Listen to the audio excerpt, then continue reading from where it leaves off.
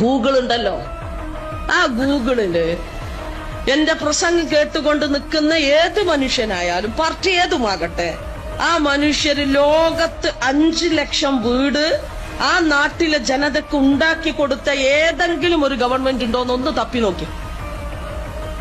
India രാജ്യത്തിനകത്ത് പാവപ്പെട്ട മനുഷ്യർക്ക് ഏതെങ്കിലും ഒരു സംസ്ഥാനത്തിനകത്ത് 5 ലക്ഷം വീടുണ്ടാക്കി കൊടുത്ത ഒരു ഗവൺമെന്റ് ഉണ്ടോന്ന് പരിശോധിക്കേ. ഇല്ലല്ലോ.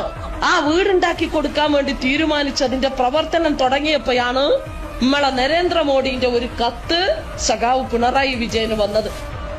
ആ കത്തിന്റെ ആദ്യത്തെ 3 വരി ഇങ്ങനെ വായിക്കുമ്പോ ആദ്യത്തെ പാരഗ്രാഫ് എന്റെ ഉമ്മ കണ്ട അൽഹംദുലില്ലാ എന്ന് പറയും.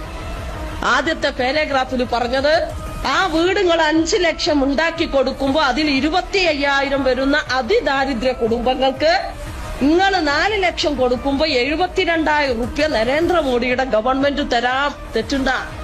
രണ്ടാമത്തെ പാരഗ്രാഫില് അങ്ങനെ നിങ്ങള് ആ വീടുണ്ടാക്കിയിട്ട് അതിന്റെ കുടിയിരിക്കൽ നിങ്ങൾ എന്താ പറയാ, ഹൗസ് വാമിങ്, അത് നടത്തുമ്പോ കോളിംഗ് ബെല്ലിന്റെ മുകളിലായി നിന്റെ മോന്ത സോഫിയാന്റെ അല്ല നരേന്ദ്രമോദിയുടെ മോന്ത സീല് ചെയ്തു വെക്കണം എന്നതാണ് രണ്ടാമത്തെ പാരഗ്രാഫിൽ വന്നത്.